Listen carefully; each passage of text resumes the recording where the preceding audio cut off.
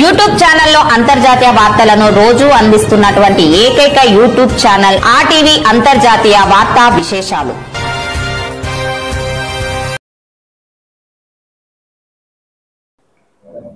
ఈరోజు దేశంలో చాలా ముఖ్యమైన పరిణామాలు జరుగుతున్నాయి.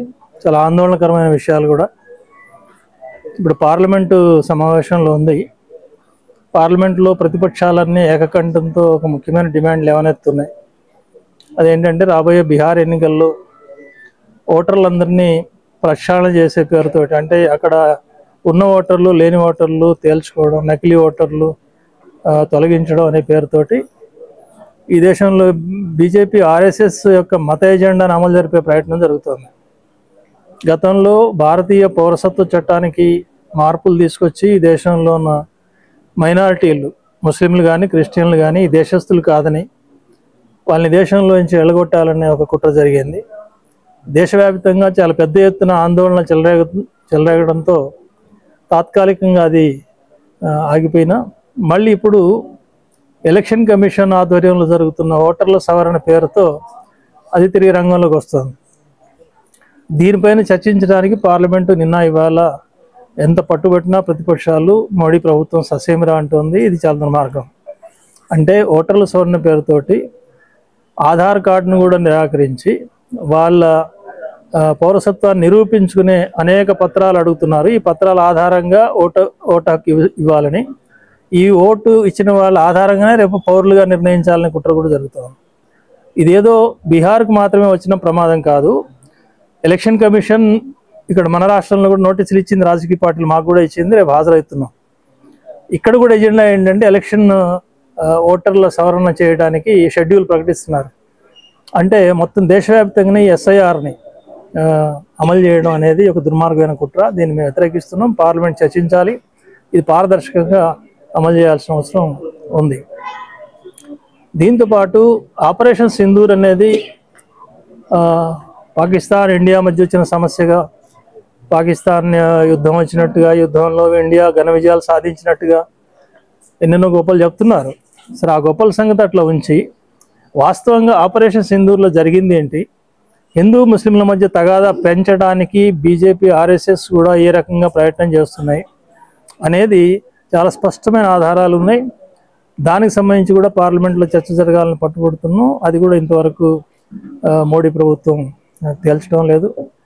అట్లాగే దేశంలో ఉన్నటువంటి అనేక ముఖ్యమైన ఇతర సమస్యల పరిష్కారం కోసం కూడా మోడీ ప్రభుత్వం సరిగా స్పందించట్లేదు. ఉదాహరణకి ఇప్పుడు తెలంగాణలో ఆమోదించినటువంటి బీసీ రిజర్వేషన్ బిల్లు ఆర్డినెన్స్, ఈ ఆర్డినెన్స్ని వెంటనే ఆమోదించవచ్చు. స్థానిక సంస్థల ఎన్నికలకు బీసీలు కూడా రిజర్వేషన్ కల్పించే విధంగా అవకాశం ఇవ్వచ్చు. కానీ మోడీ ప్రభుత్వం నానబెడుతోంది. అక్కడ కూడా ఇదే కారణం చెప్తోంది. ఏమంటే ముస్లింలు కూడా బీసీలుగా లెక్క వేశారు, అది మేము ఒప్పుకోమని చెప్పి ఇప్పుడు బండి సంజయ్ గారు, కిషన్ రెడ్డి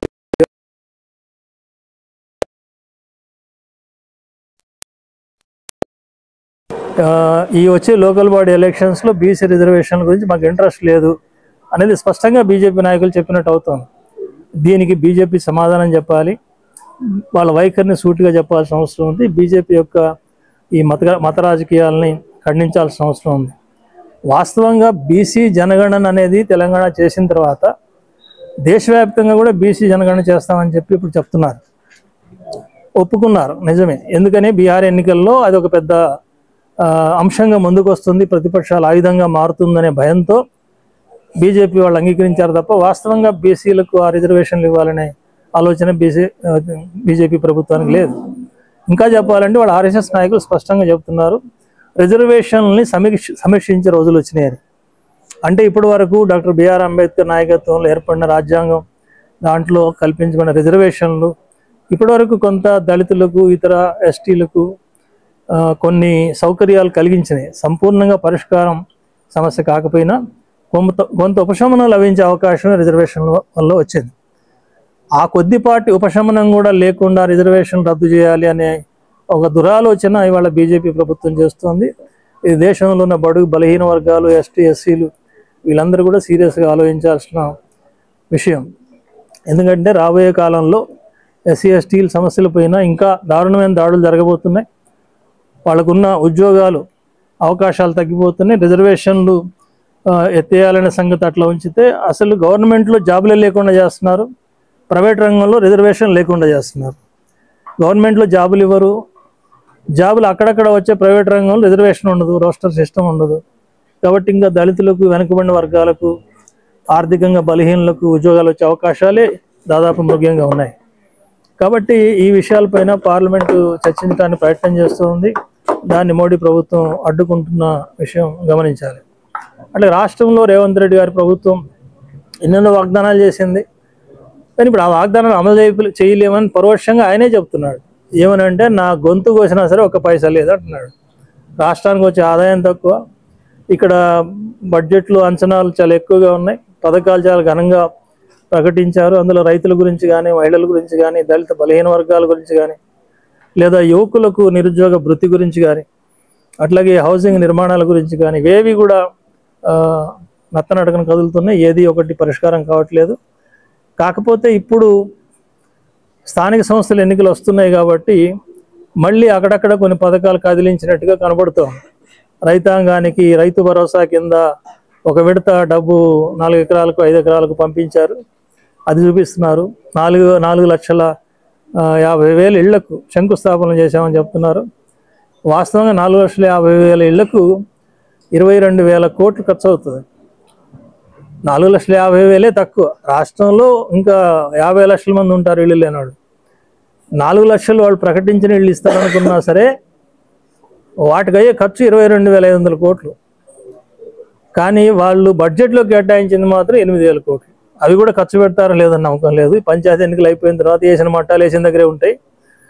కాబట్టి ఇట్లాంటి వాగ్దానాలు చేయడం, అమలు చేయకపోవటం అనేది ఒక ఆనవాయితీగా వస్తుంది. అట్లా కాకుండా ఇప్పటికైనా మేల్కొని ఈ రాష్ట్రంలో ఇచ్చిన వాగ్దానాలు అమలు జరపాలని చెప్పి రేవంత్ రెడ్డి ప్రభుత్వాన్ని డిమాండ్ చేస్తున్నాం. అట్లాగే బీజేపీ ప్రమాదం రాష్ట్రంలో పెరుగుతోంది. వాళ్ళు అనేక విషయాల్ని మతపరం చేయడానికి చూస్తున్నారు. దానికి వ్యతిరేకంగా పోరాడాల్సిన అవసరం ఉంది. కానీ కాంగ్రెస్ మాత్రం ఒకళ్ళపైన ఒకళ్ళు, బీఆర్ఎస్ కాంగ్రెస్ ఒకళ్ళపైన ఒకళ్ళు చౌకబారి విమర్శలు చేసుకోవడానికి ఫోన్ ట్యాపింగ్ల గురించి మాట్లాడుతున్నారు.